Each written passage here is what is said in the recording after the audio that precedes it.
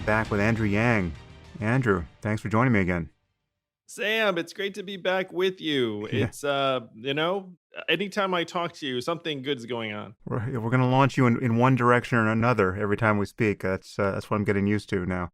First, we should mention at the top that you have a new book. The title is Forward: Notes on the Future of Our Democracy, which is essentially your memoir of being a presidential candidate, which is had to be a fascinating experience, and it comes across in the book. And then basically your pitch for the ways in which we can change our politics and the role for the Forward Party in that conversation. And so I think we'll save that final piece for the end.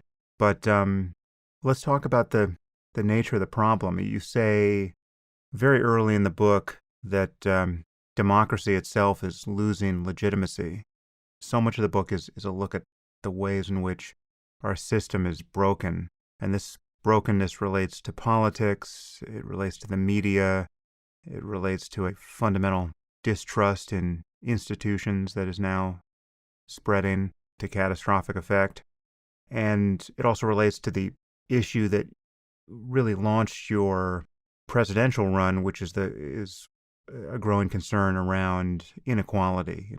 Wealth inequality in particular, as you wanted to address by UBI, but also with respect to education and healthcare and other variables. So I think there's really three problems we could talk about before we start getting into solutions: politics, two-party politics, the media, and inequality in general. And I thought we could just kind of track through them and get your view on them as a candidate, maybe in both as, in your presidential run. And I'd be interested to hear how the run for mayor of New York was a different experience. So let's start with politics. What was it like to run for president, and what was it like? Let's take it from the beginning. I know we've talked about this a little bit, but I mean, your book is so interesting on this point. What was it like to do this when no one knew who you were? I mean, and for the longest time, that was the case. And so, I mean, at the outset, it seems like a completely quixotic enterprise to declare your candidacy for the presidency, and the reactions of friends and people who would support you out of some prior relationship without any expectation that you could possibly get anywhere. Yeah, take us back to the beginning. Sure, I do tell some fun stories in the book about how I'd go to my son's birthday party and another dad would say, "Oh, what do you do?" And then I didn't want to say I'm running for president because I would have seemed crazy. And Right. so I would say, I'm in policy or I'm an author. And then my evasiveness would often not work. And then I'd wind up saying, I'm actually running for president now. And then we'd have a 30-minute conversation about that. And at the end of it, they would not sign up to volunteer for my campaign. They'd be like, "Oh, that's really interesting. Good luck with that." So you can imagine why I wouldn't really want to have that conversation over and over again. Yeah. And during that time, I'm so grateful to you, Sam, because you and I sat down for a conversation like this one, and your podcast really launched my campaign in multiple ways. One, the people who listened decided to take an interest in my campaign and supported and donated, which I was incredibly grateful for. But then this Iowan who was organizing something called a wingding was a huge fan of yours and decided to invite me to Iowa to speak in 2018 on the basis of our conversation. Mm. So you were a better friend to me than a lot of others, despite the fact that at that point we were still just, getting to know each other. And you said something to another journalist that I really appreciated. You said, well, I don't know Andrew that well, but he seems like a fairly normal fellow who just decided to ruin his life by running for president. And I heard that. I was like, oh, I'm so glad that came through. But the early months of the campaign were like that, where I had a vision for what the campaign could be. And that vision slowly started to grow thanks to people like you and the people who worked on my campaign. Yeah, this is one of the points you make in the book, which was a genuine surprise for me. I mean, it shouldn't have been. I've certainly noticed this process. I mean, it was It was all on the surface, but until you pointed it out, I was someone who, along with I think most people, assumed that there is a kind of egocentricity and narcissism and just a search for ego gratification that is informing many presidential runs. And I mean, that may be the case in certain candidates, but what you make clear, again, which really should not have been surprising, but you make it so vividly clear in discussing the experience of Marianne Williamson and Joe Sestak, that the process for most people, unless you already happen to be a front runner for some reason or another, the process is just ego annihilating. Maybe you Yeah, it can really talk is. about that. Yeah, you show up. My first trip to New Hampshire, there were literally 2 people there waiting for me. Maybe 1, and one person just happened to be there and politely pretended they were there for me. And that was an entire day. I went to a rally in Iowa Labor Day in 2018 that drew 12 people Mm-hmm. maybe, and none of them were there for me either. And these were everyday occurrences. And keep in mind at this point, though I was a very, very anonymous presidential candidate, I'd still done some things in my life. Right. Like I'm still like a person who like values his time and has a family and stuff. So you would do things all the time that weren't positively reinforcing, and the media, as I write in the book, is a huge part of this dynamic where the media will completely sideline you if you're not one of the major candidates. And when they do mention you, they will mock you. It Mm-hmm. really is the way it goes, as happened with many other candidates and happened to me to some measure. And so when you talk about the problems I outline in the book, the media gauntlet was such a huge part of running for president. And I'm now convinced that that's core to our problems. Like it's core to why we can't seem to make any real progress. If memory serves, you weren't mocked so much. I mean, when I think about the mocking part, I do think about Marianne Williamson, who, as you point out, in her own life, had a very successful career. Lots of people loved her. She made a lot of money. She had a very big platform. She ran a successful charity. I mean, she's very accomplished in her world. I mean, you might not agree with her metaphysics in the end, but she really had a very comfortable life that, she didn't need to screw up. And then she runs for the presidency and is immediately framed as a kind of punchline. And I think you could have predicted it with something like 100% certainty that would have happened. But that version happens. But then there are the people who have a fair amount of gravitas in terms of their biographies, where there's no obvious joke to make at their expense, but they're just utterly ignored by the media. And for you, you fell more into that bin. And I mean, there were some egregious. I mean, the example. Maybe say something about Joe Sestak for a second, because I wrote in the margin of your book when you mentioned him, I literally wrote who question mark, because I have never heard of Joe Sestak, right? So Did you then Google him and look him up no, after the I passage? haven't yet. I'm a blank slate apart from what I read in your book. He's got, give me a little color on Joe for a second. Joe, as a PhD from Harvard, was an admiral in the U.S. Navy, was entrusted with thousands of lives, and was a 2-term member of Congress from Pennsylvania. So he's a very, very serious person who had spent decades in service and had put his life on the line for the country. When he decided to run for president, it was like he didn't exist. And it was somewhat mystifying. I spent time with Joe. So that's another thing that happens on the trail, Sam, is that I have hung out with virtually all of the other candidates in union halls and people's driveways and at the fair and the steak fry. So you do get a sense of people. And Mm, I have spent time with Joe and Marianne and many others. But Joe's a great guy, a great man, a real patriot. He does have a lot of gravitas where he's commanded thousands of people. The media treated him like a non-entity, And because he's a committed individual, he even walked across the state of New Hampshire as a way to try and generate attention for his campaign, completely ignored. Hmm. And when it was mentioned as kind of a look at the crazy person sort of thing. I thought that was deeply unfair because, again, if you look at Joe's record, he's a very serious individual who should have been given a fair hearing. Yeah, and in your case, there was some fairly stark and egregious efforts to ignore you.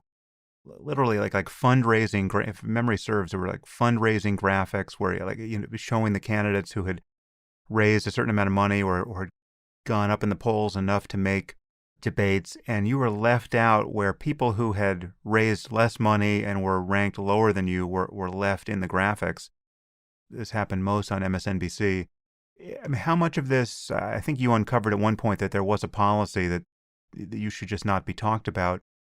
How much of this was inadvertent and how much of it was actually an explicit effort to disappear your campaign? It happened consistently enough where you really could not chalk it up to neglect or incompetence Mm. or omission. I think the exact count was a dozen times. And we heard later from a producer, Ariana Picari, who was at MSNBC during that time, that she was given a list of candidates not to ever invite on the show or interview, and I was on that list. Hmm. So there was definitely a decision made at some point. And if you wanted to hypothesize, I believe that there is an ownership structure at MSNBC where you could draw a pretty direct line to people who were backing Joe. But at the time, I tried to give them the benefit of the doubt, and it was only later in the campaign when I had just gone through a debate that MSNBC had moderated where they clearly wanted nothing to do with me, where I decided to say, look, like, I'm not going to appear on MSNBC unless they start actually treating us fairly. And at that point, they completely omitted any mention of me from the race for the following month plus during really the final stretch of the campaign. So it was an important time. It was most stark when I actually made the seventh debate stage, which was a very significant piece of news. I was the last non-white candidate to make the debate stage, and MSNBC decided not to mention that, even though that was mainstream news for just about everybody. Hmm. So there's going to be more to say about the media in a minute because it's just an enormous problem on many fronts now. But going back to your presidential run before, well, really at any point, what was the most surprising part about this process to you? I mean, you must have had some expectations of what it would be like. In what ways were those expectations violated? It was around my treatment by certain types of institutions where I kind of imagined that maybe some people would be excited to have a conversation about the automation of jobs and technology and AI. And some people might even be interested in or excited by my being the first Asian American man to run for president as a Democrat. Like some people who really love to talk about the firsts Hmm. in various categories. And neither of those things was true. It Right. turns out that what I think of as journalistic organizations of fact did not seem to care about the decimation of millions of manufacturing jobs and the ongoing automation and dehumanization of the economy. And what it made me realize, Sam, and made me more grateful to thinkers like you, is that there's a particular discourse and language in media. There's a particular discourse and language in politics, and they aren't the discussion of fact in the way that you'd hope. And I thought they were going in. Hmm. And so my relative success and performance ended up being based upon all of these behaviors and adaptations that I adopted in order to try and compete. But it was very discouraging to me that it seemed like when I was talking about economic facts and figures, it was like I was speaking a foreign language. Yeah, so yeah, that's something that you go through in the book as well. I mean, just the hacks you found for a system that really didn't care to hear from you on substantive issues, but could be exploited by a dance video or a workout video. What did you begin to think, and I guess what do you think now about this system by which we pick our leaders? Right? I mean, it's just, I mean, we're going to get into the political reforms you you recommend, but I mean, it's just it had to be bizarre to see that the way to get traction. I mean, the classic moment of this from years past, which has been much remarked upon, but like the moment where Hillary Clinton's campaign was transformed when she shed a tear in a diner over whatever it was. It's like the fact that the attention of the media can be swung by, I guess, the human interest component of a story without any substance. And it really can't be swung by substance, it seems. Yes, I characterize it as a reality TV show at one point during the debates, but there are narratives and characters that the media in particular is interested in enhancing and elevating. And that's really the crux of the coverage. In my case, my leaning into humor or physical activities Mm, or whatever it was ended up being positive in terms of our coverage and the energy. But Ezra Klein said something about how we're collapsing systemic issues into personalized narratives. And I think that's like a reasonable characterization of a lot of the political coverage, though there is a real agenda behind a lot of it, where the media just decides to elevate certain characters and ignore others. I think ignore is their main weapon of choice when they want someone not to get anywhere. hmm I think, and then kind of like slightly mocking, snide ridicule might be like their second weapon of choice. And then among the approved characters, then they'll constantly be trying to characterize people and talk about something around their relationships, behavior, emotions. One thing that hmm happened to me a lot on the trail, and this is very true of this process, is they are constantly digging for vulnerability. 99 times out of 100, if they find a vulnerability, it's not going to be good for you. hmm Like they're not going to be like, oh, this person's really human and vulnerable. Isn't that Right. nice? They'd be like, oh, look at this. So that's one of the things that unfortunately makes politicians into automatons over time. So, how is running for mayor of New York different? I mean, one is a different office, although unlike most mayor races, it does have a national lens on it. But it strikes me that one big difference had to be that by the time you ran for mayor, you were pretty famous. You were not. You were, I think, naturally viewed. I certainly viewed you as a front runner without even looking at the polls because of your national platform at that point. How was your experience of being a candidate different? It was a completely different dynamic to your point, Sam, where on the presidential trail, I was continuously trying to build up energy and race against oblivion. Whereas in the mayoral, I was the center of attention essentially from day one. I will say that the media coverage tended to be quite negative or questioning, and they would chalk it up to my being the front runner, though I think there might have been a couple of other dynamics. And so, in many ways, it was kind of the opposite of my presidential run, Hmm. where instead of being the unlikely underdog, constantly doing things to get energy, instead I was like the front runner who was continuously under attack by other candidates through the press often because that was their best way to try and win. Yeah, yeah, and so what do you make of the fact that you didn't win? Maybe if you had to ascribe it to a couple of most important causes, what happened? I think the single biggest variable was the reopening of the city and then the crime surge in New York, where it was on the front page of at least some of the papers every day.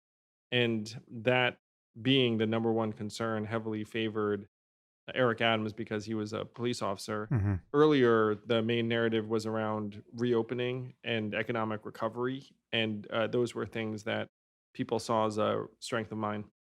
Right, right.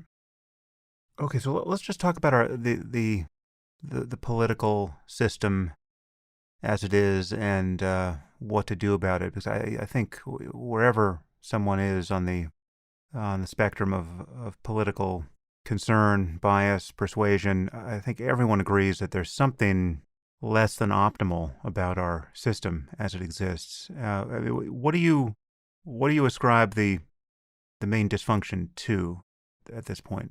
How is it broken? And this is the heart of my book. The deeper I got into the machinery, so to speak, and now at this point, I would consider myself either friends or friendly with dozens of political figures, most of them on the Democratic side because I ran as a Democrat. But you know all of these people, and you start to get a sense of the environment that they operate within, why we're stuck, really. And so I do want to go back to some first principles because I've been learning myself about some things that I'd taken for granted. But the core argument in my book is that people will do what their incentives demand. Hmm. And if you are a political figure today, your incentives are to generally cater to the most polarized and extreme points of view and voters in your district because that's who's going to vote you back in. One numerical contrast that I cite is that Congress has a 28% approval rating nationwide right now, which probably doesn't surprise anyone listening to this. It's like, yeah, 3 out of 4 of us don't think things are going well. The individual reelection rate for members of Congress is 92%. Yeah. So even though 7 out of 10 of us are really, really sad with how things are going, you're almost assured of reelection if you decide to run, which most of them do because they really like this job. The people that will decide whether you come back are not the mainstream public, but the 10 to 20% most extreme voters in either the Democratic Party or the Republican Party, because 83% of the congressional districts are now safely Democratic or Republican. So your incentives are to be less reasonable and more ideological. And unfortunately, that's what we're seeing on both sides, which is leading us to this historic level of polarization that we all can feel that is resulting in political violence and could end up being a new civil war that ends up bringing down our democracy as it currently exists. I just want to reiterate your opening point about the power of incentives because when viewed from outside, there are so many institutions and just so many human dramas where it's very easy to believe that the people involved who are doing these inexplicably stupid, heinous things either are sociopaths or malignantly selfish or total morons. And it's very easy to believe the worst of the individuals involved until you have some insight into the system in which they're forced to function. And if it's a system where the incentives are terrible, even very good people, very competent people, very smart people wind up doing disastrously stupid, destructive, and even seemingly evil things. It's not to say there aren't narcissists and incompetents and people who you wouldn't want in power in these systems, but it's got to be, for the most part, a story of decent, fairly competent people incentivized terribly by the system that's in place. That's exactly right, Sam. And a result of understanding this is that we should not expect it to change or get any better. Mm. Because people will, if anything, the incentives are higher now than they've ever been. And the political incentives toward the extremes are now compounded by the media, which at this point is separating us into ideological camps and ginning up support for the good guys and hatred for the bad guys, and then pouring gasoline on the whole thing is social media, which obviously is going to reward the most inflammatory and aggressive language and behavior.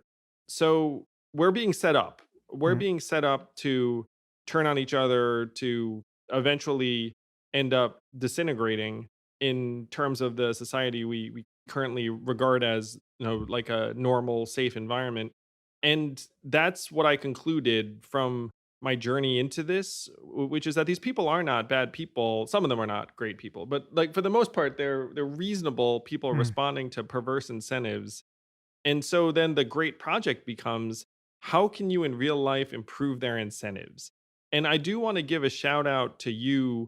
And this is like something that is a major theme of the book, is that to me, you represent the antidote in many ways, Sam. It's like, what are the, media incentives for you? I mean, you're just like a highly reasoned individual. Like you don't have the same, I don't think your producer is, giving you a list of people not to talk to or anything like that. Hmm.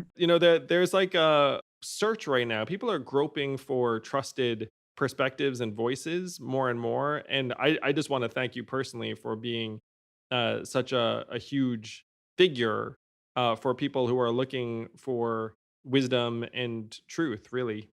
Oh well, it's great to hear, and I happen to be in a spot where there are almost no incentives that aren't of my own making, and I have consciously designed my life that way. And it's not that it's impossible to be badly incentivized even in this space, but it's much harder. And that's why I'm here. And it's a relief, frankly, to be able to say whatever I want to say and to talk to whoever I want to talk to, and to not be calibrating any of that against any kind of outside pressure, even pressure from my audience. And I don't know how much you followed me down these various byways, but whenever I've discovered that a significant percentage of my audience really disagrees with me about something, that's the one signal for me that I need to take pains not to be trained by in any way. I mean, because I notice other people being captured by their audience in various ways. I just have never wanted that. So when I discovered that, a significant percentage of my audience, I never really drilled down to what it was, but it seemed like something like 20% favored Trump for reasons that I still cannot fathom. I just made it a point to not care how much pain I got from them every time I wanted to trample on Trump, because it felt important. And so it is with the equally large percentage of my audience that is very far to the left and hates everything I have to say about wokeness and identity politics. The pain I get from them, I have decided to take as noise rather than signal, because it's just very important for me to preserve my freedom to say what I think is true and important, rather than to be course correcting based on what's rewarding me from my audience. And what you get on any of these pain points, and this is obviously amplified by social media, is there's so much more energy from the haters than from the people who agree with you, that it really you can really get blown around It's by highly the disproportionate, noise. yes, Yeah, like, yeah, if someone's virulently opposed, it just seems like the most prominent thing in the world, even though there could be 100 people who just silently nodded. yeah, yeah.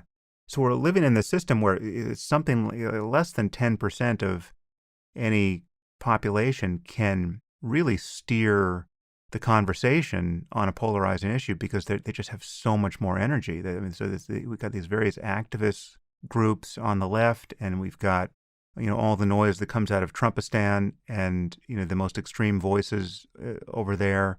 You do get the sense that on many points you have a lot of reasonable people that have been cowed into silence, and therefore aren't influencing the conversation. And it's just, and the media doesn't seem to care, except, I mean, the media they just keep amplifying the extremes. Well, again, that's where their incentives are. I mean, they've figured out that their ratings will be higher and their ad revenue will be higher if they cater to a particular point of view and then reinforce it. Yeah.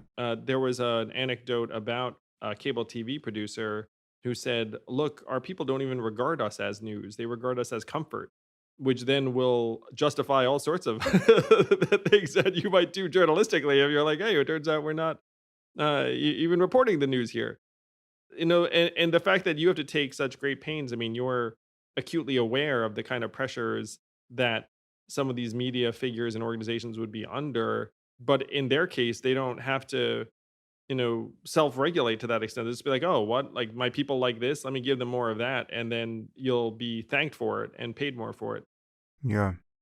At the political level, what are the reforms that you think will really change the system and the pressures that are on all of the various parties here? I'm happy to say that I can use a real life example that you're going to love, Sam. Mm. And this isn't my book because it didn't happen yet, but there was a handful of Republican senators who decided to impeach Trump, and only one of them is up for re-election in